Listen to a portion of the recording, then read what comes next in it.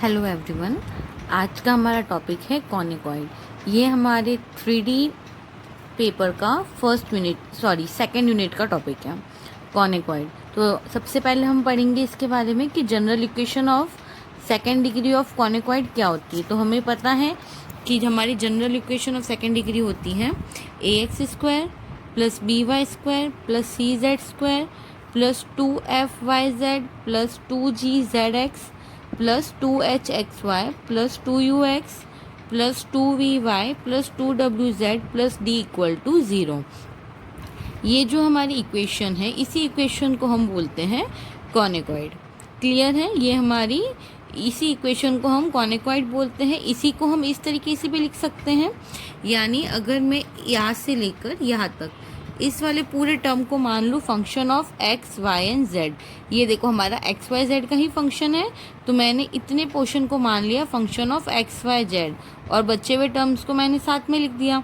तो इसको मैं इस तरीके से भी रिप्रेजेंट कर सकती हूँ, जहाँ पे मैंने बोला कि f of x y z मेरा ये वाला टर्म है, ब्रैकेट वाला जो मैंने लिखा है, ये वाला जो टर्म है ये हमारी कोन की इक्वेशन रिप्रेजेंट कर रही है।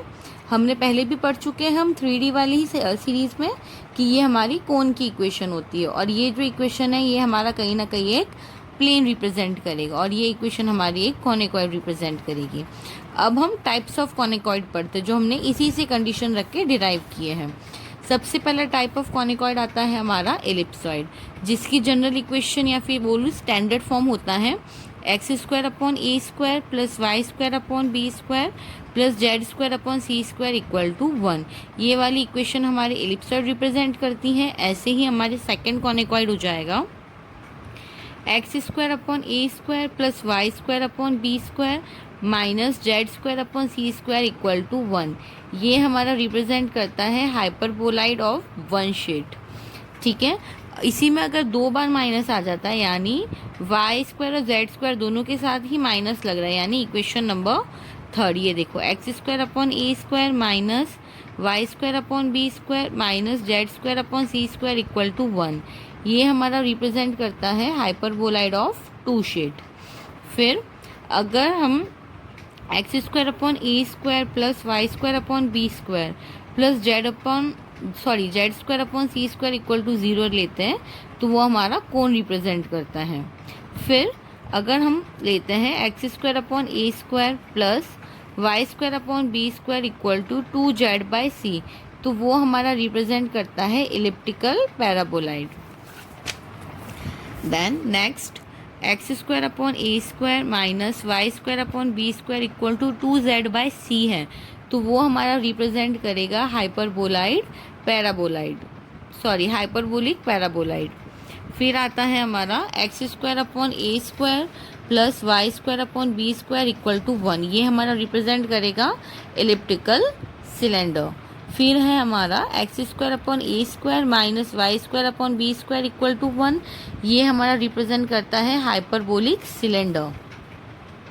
Then x² / a² - y² / b² = 0 है, तो ये हमारा रिप्रेजेंट करेगा pair of intersecting planes.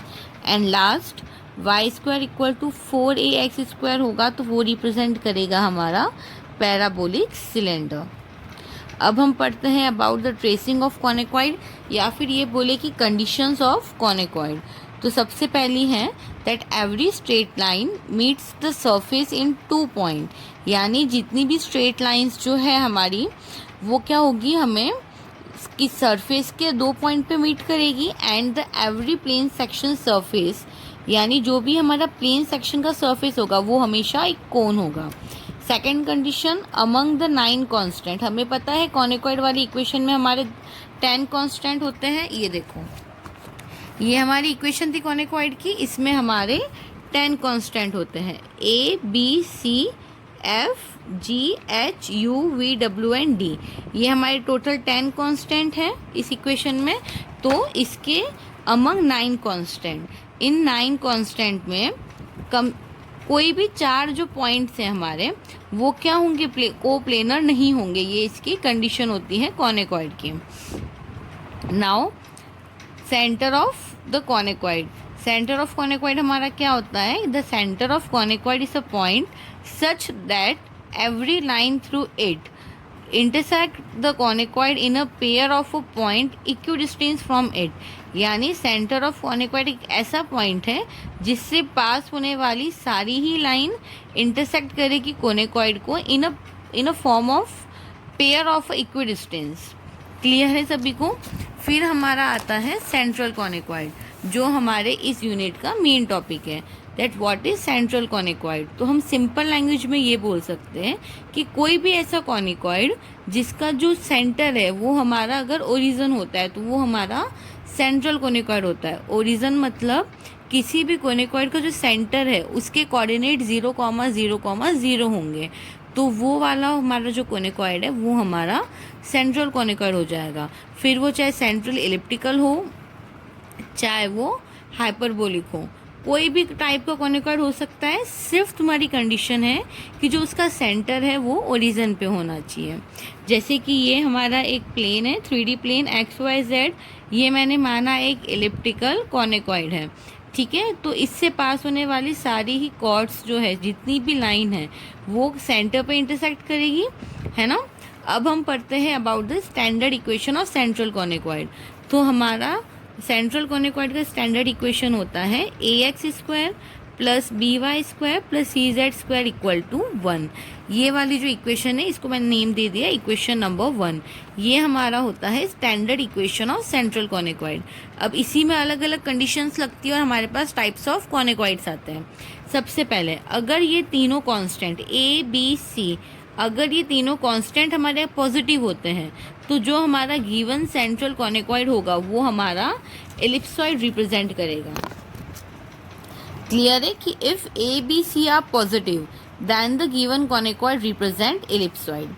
Clear है? उसके बाद अगर हमारा A B और C इन तीनों में से कोई एक कांस्टेंट नेगेटिव होता है, अगर इन तीनों में से कोई भी एक कांस्टेंट अगर नेगेटिव हमारा आ जाता है तो वो सेंट्रल कॉनिकॉइड हमारा रिप्रेजेंट करेगा हाइपरबोलाइड ऑफ वन शीट। इसी में अगर दो कांस्टेंट हमारे नेगेटिव आ जाते हैं, यानी among A B C if 2 constant are negative then it will represent hyperboloid of 2 sheets. Sorry, यहाँ पे मिसप्रिंट हो गया, दैट इज 2 शीट।